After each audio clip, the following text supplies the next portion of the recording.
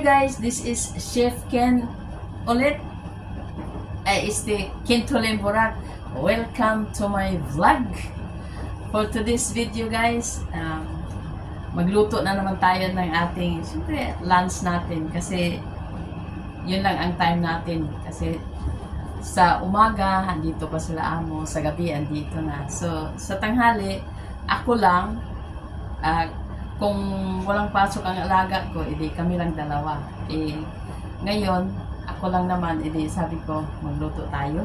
Kasi, masarap, di ba, pag nagluto tayo na DIY, do it yourself. Okay? So, ngayon, ang lulutuin natin, mag-steam tayo ng fish da.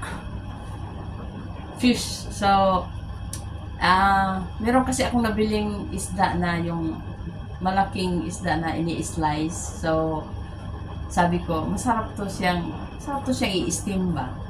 Tapos, ano lang, sandaling oras lang, maano na siya, maluluto na siya. Kaya, ipapakita ko sa inyo kung anong fish da ito, okay? So, ito guys, ito yung isda na nabili ko. Ewan ko kung anong pangalan nito. Nakasulat kasi nito, Chinese. Kaya, pero sabi ko, parang kung sa atin to, siguro, parang family siya sa lapu-lapu. Kaya i-steam natin to. So, ang paggamit natin sa pag-steam para masarap, ang ating ingredients ay ito. Meron tayong garlic, meron tayong sili na maanghang, tapos meron tayong black beans. So, i-mince natin yan. So, tapos ilagay natin ipatong natin siya sa isda bago natin i-steam. Kaya, so nakita nyo na kung anong fish da, no? So, umpisa na natin. So, balatan ko lang yung garlic, tapos yung chili, i-cut ko lang siya ng cross cut. Tapos itong black beans, i-mince natin para ihalo sa garlic na ipatong natin sa isda bago natin i-steam.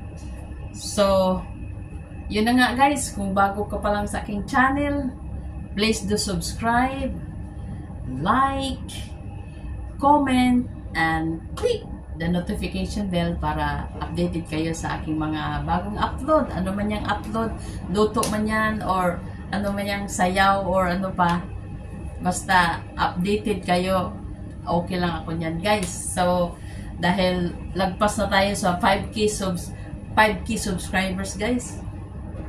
Road to 6K subscribers tayo guys. So, go! Kung mag-subscribe ka, magbakas ka lang at balikan kita. Okay? So, umpisa na natin guys. Okay, so i-dry lang natin tong isda, ating fish da, para pag na-steam siya hindi masyadong matubig. So kuha tayo ng paper towel.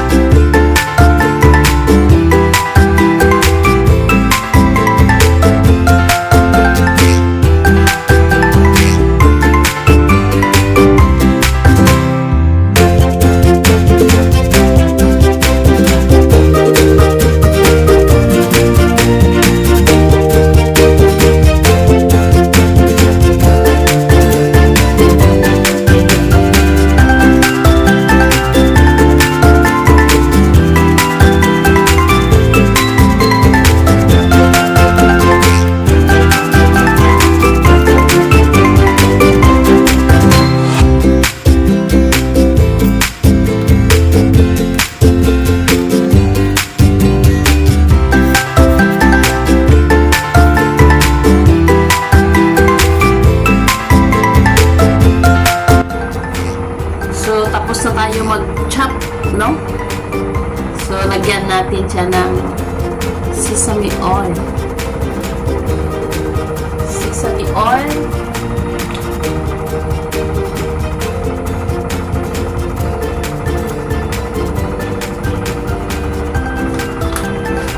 Tapos, sugar.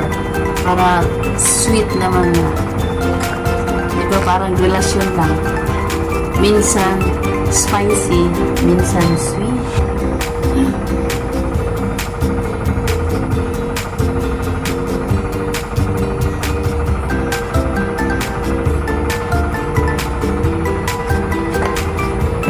Siyempre, ang power ng chopstick, haluin natin.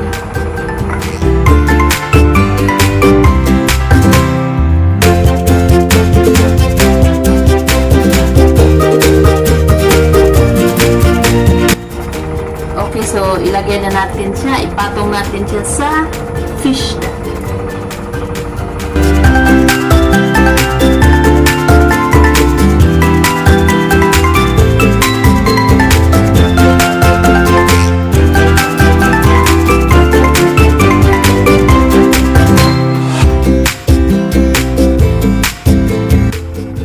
Tapos ipatong natin ang sili.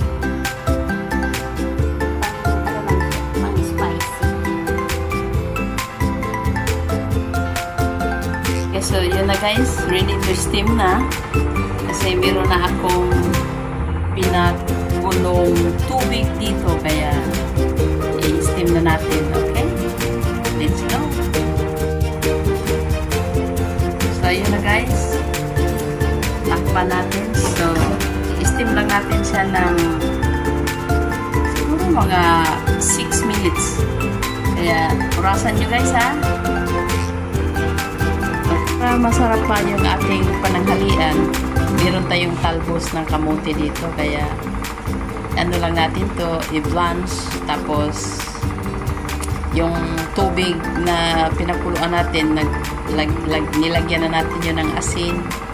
Kaya, pagka nilagay mo ito, ititimplado na, i-blanch mo lang siya ng 1 minute para medyo crunchy.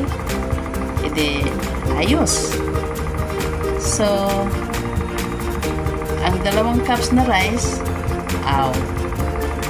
impas. Okay, so let's wait sa steam nating isda.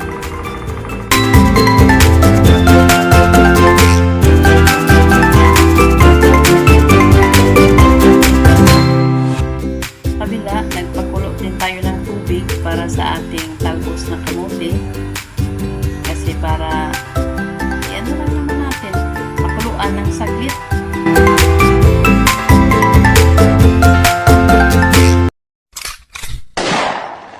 Ayaw, di ba?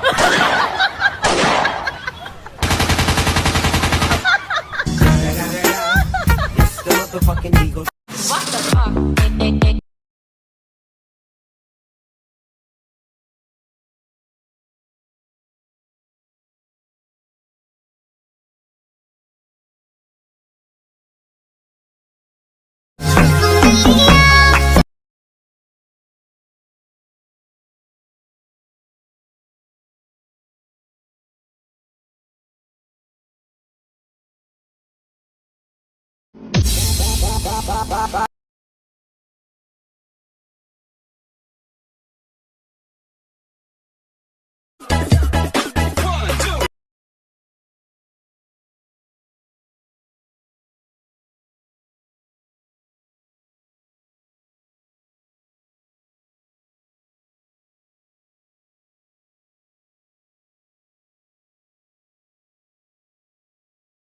Ito na guys, yung talbos ng kamote natin. So, mabilis lang kasi gusto kasi natin, kayo ba rin gusto yung pagka kumain ng vegetables,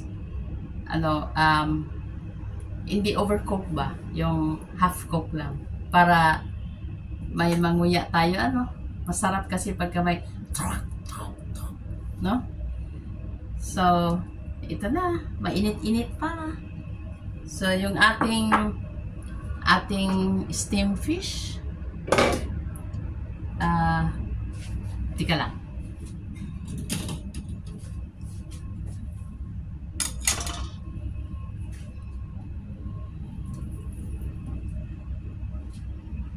So, ang ating steam fish, ganyan lang kasi mainit pa, no?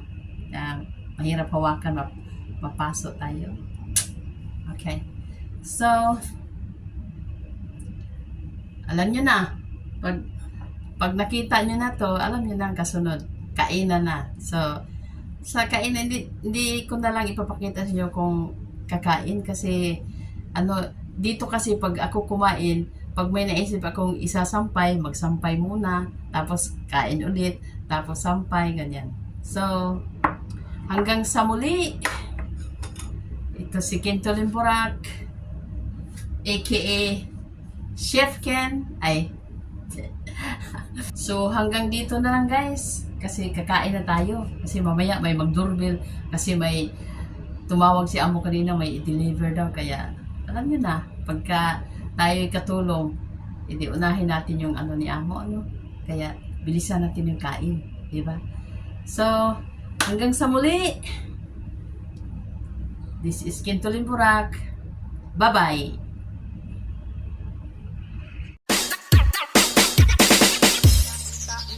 Itaas ang kamot ug ikimot ang lubot.